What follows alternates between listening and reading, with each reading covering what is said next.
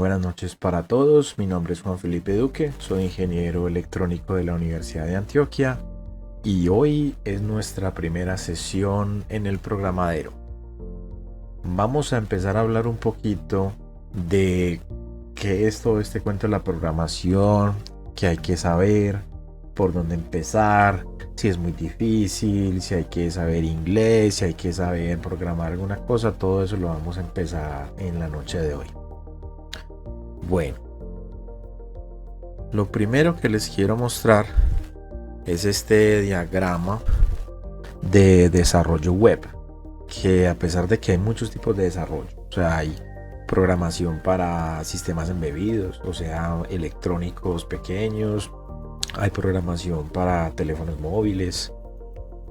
El tipo de programación, digamos que el campo más amplio y más popular hoy por hoy es la programación web.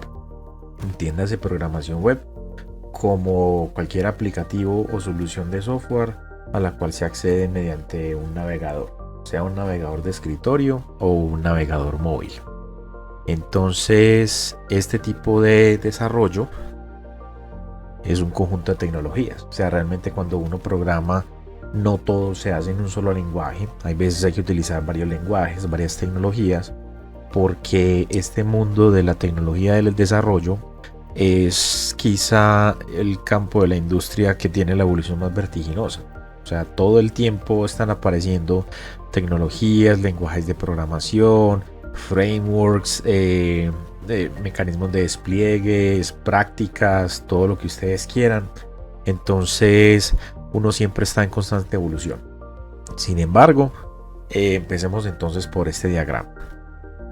Como podemos ver, puede parecer un poquito abrumador, dada pues la cantidad de tecnologías y de términos que hay que saber manejar. Entonces, empecemos por lo siguiente. Hablando de tecnologías de desarrollo móvil, se pueden dividir casi que como en dos grandes familias. Está el front-end, que es, digamos, la parte visible, todo lo que vemos en el navegador, todo lo que sea gráfico, imágenes, lo que se pueda leer, las animaciones, el sonido, el video, todo lo que sea visible, gráfico y estético, se denomina front-end, que es todo lo que nos llega a través del navegador, destinado pues para el usuario final. El backend, por el otro lado, es lo que está detrás, es lo que no se ve, es lo que realmente hace pues como el trabajo pesado de una aplicación web. En el backend es donde tenemos todo lo que es almacenamiento, tenemos lo que es lógica de negocio, tenemos lógica de negocio como el código que calcula, el código que filtra, el código que procesa, el código que adivina. Todo ese tipo de comportamiento, todo ese tipo de reglas de negocio suele ubicarse en el backend. También se puede utilizar en el frontend, pero tradicionalmente se encuentra más en el backend. Y en el backend precisamente está todo lo demás que soporta el aplicativo que vayamos a desarrollar o la idea que tengamos en mente. Tenemos bases de datos, tenemos gestores de paquetes, tenemos herramientas de despliegue, tenemos servicios de hosting.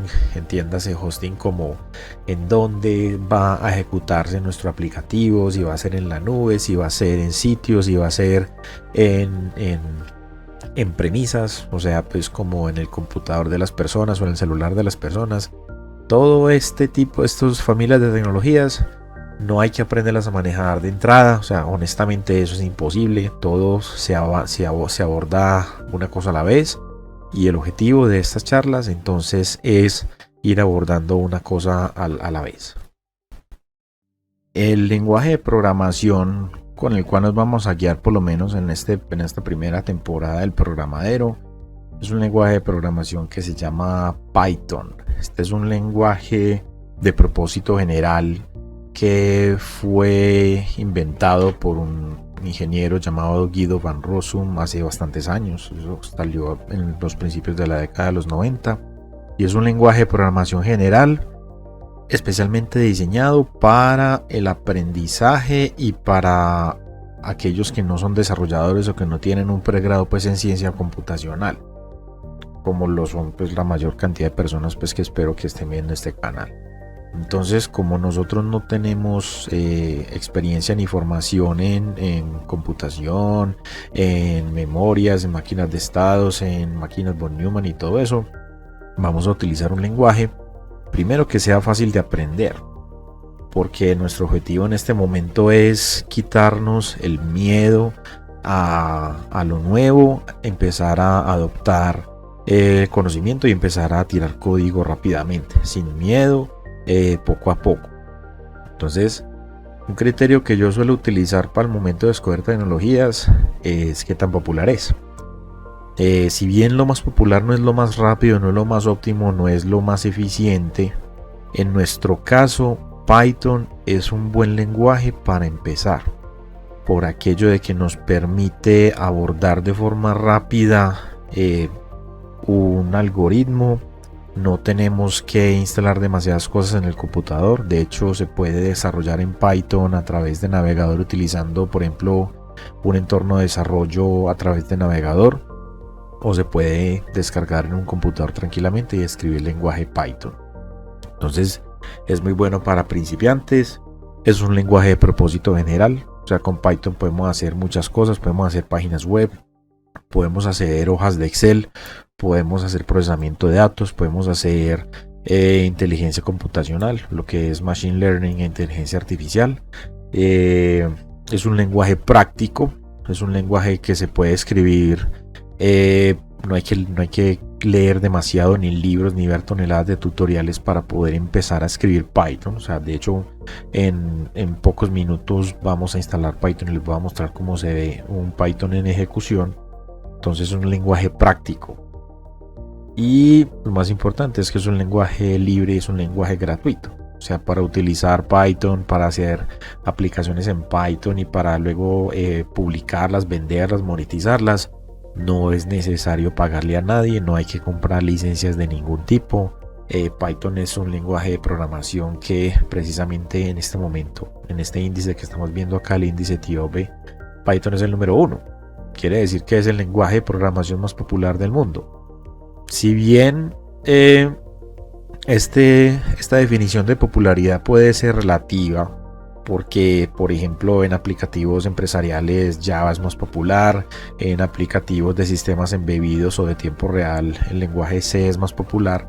En términos generales el lenguaje Python es el más popular porque últimamente ha cogido fuerza por su gran cantidad de librerías y de componentes para el desarrollo de tecnologías de inteligencia artificial y de aprendizaje automático.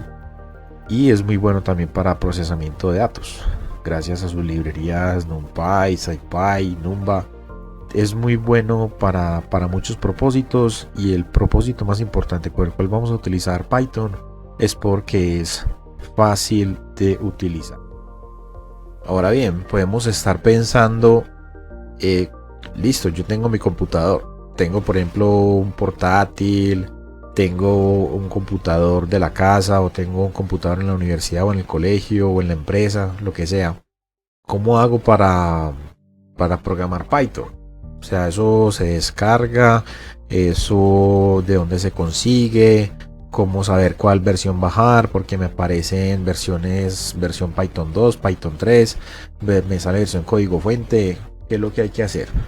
Entonces, para el caso concreto de Python, y ya que estamos aquí navegando en un equipo con Windows 10 con navegador Google Chrome, es cuestión de descargar aquí en la página de Python, que es www.python.org. Vamos a la página y en la sección de descargas buscamos la que dice descarga para Windows. Tengamos presente que si visitamos esta página desde algún otro sistema operativo diferente, como un Mac o como un Linux, el navegador nos va a ayudar detectando cuál es la versión de Python que necesitamos, y al momento de darle la descarga nos va a entregar el ejecutable, el instalador apto para nuestra plataforma. Después de haberlo descargado e instalar, obtenemos varios programas. Entre ellos, el más importante se llama el idle, que es un entorno de prototipado liviano apto para el aprendizaje. Es decir, con lo que descargamos de la página de www.python.org nos va a entregar un entorno en el cual podemos escribir código Python. De hecho, en este entorno que estamos en este momento, ya podemos empezar a escribir variables, podemos empezar a escribir cadenas, podemos empezar a producir, pues, a escribir ejemplitos y todo lo que ya desarrollaremos en otras sesiones más adelante. Algo que podemos notar es que aquí en este entorno de prototipado que se llama idle, la consola idle, vamos escribiendo instrucciones y estas se ejecutan inmediatamente. Si escribimos alguna suma o una multiplicación, esta se ejecuta inmediatamente, porque el objetivo de esta primera etapa de aprendizaje de nuestro canal no es entrar a hacer una aplicación grande, no es entrar a hacer un proyecto completo, sino jugar, cacharrear. Primero empezar con cosas pequeñas, equivocarnos, provocar errores, por ejemplo, que 1 dividido 0 nos dé una excepción, porque 1 dividido 0 no está definido, y empezar a jugar a ver qué se puede hacer con Python.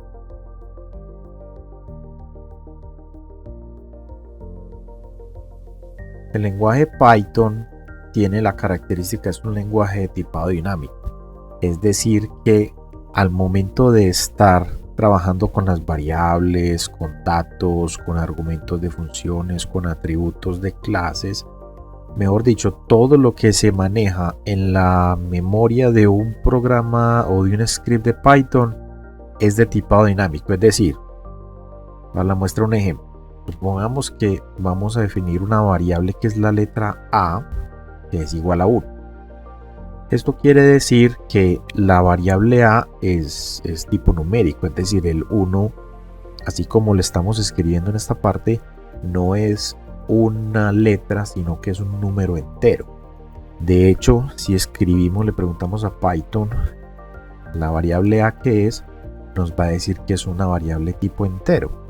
Mientras que si definimos otra variable que sea, por ejemplo, b igual a x entre comillas, al momento de preguntarle a Python, esa variable b que viene siendo nos dice que es una string o una cadena de caracteres en inglés.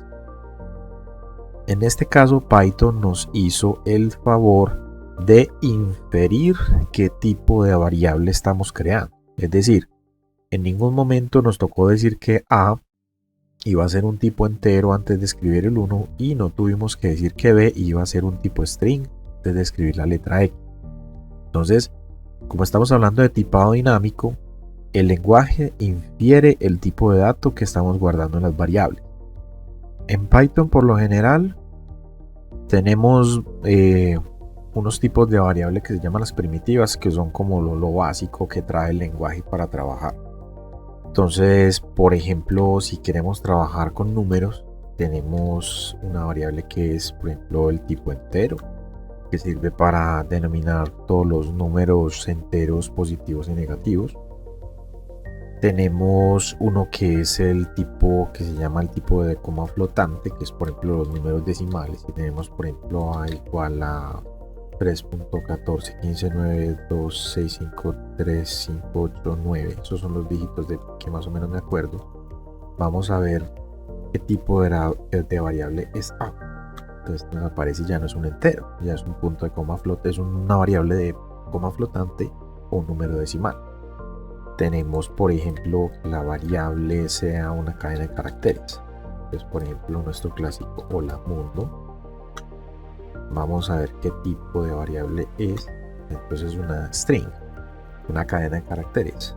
Tenemos también variables booleanas. Entendamos booleanas como verdadero o falso. Entonces, por ejemplo, A puede ser una variable tipo booleano. Y hay un tipo de variable especial que es la variable nula. Entonces, como un conjunto vacío y tiene su propio tipo que es variable tipo nula. Con estas variables, con estos tipos de datos podemos trabajar la inmensidad pues como de algoritmos que trabaja Python. Y a su vez existen construcciones con estos tipos de variable primitivos. Es decir, podemos, por ejemplo, ¿qué pasa si queremos una lista de números? Entonces podemos, por ejemplo, escribir 1, 2 y 3. Vamos a ver qué tipo de variable es eso. Es una lista. ¿Qué pasa si no es una lista de números, sino, por ejemplo, un conjunto llave valor? Esto ya no se elabora, esto se llama un diccionario. Entonces, por ejemplo, podemos decir que la llave es un valor. Y al momento de llamar qué valor hay guardado en la llave, ¿qué creen que nos va a salir? Valor.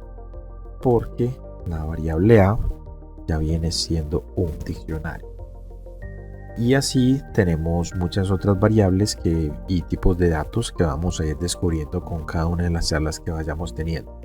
Recuerden que el enfoque de este canal es un canal práctico, es un canal pragmático y es un canal orientado hacia principiantes que no tengan trasfondo en ciencia computacional.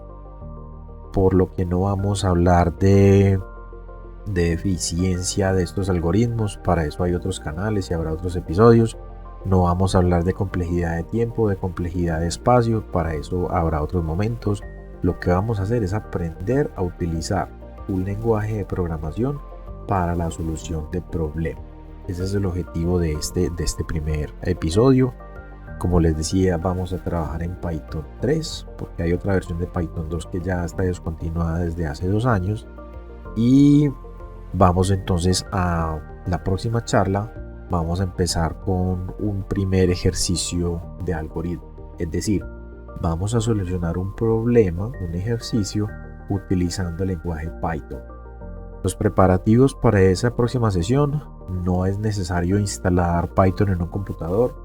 De hecho, no es ese ejercicio lo vamos a hacer a través de un navegador en una plataforma de desarrollo que se llama LeetCode, y vamos a solucionar un pequeño algoritmo para que vean cómo se utiliza Python en un ejemplo real.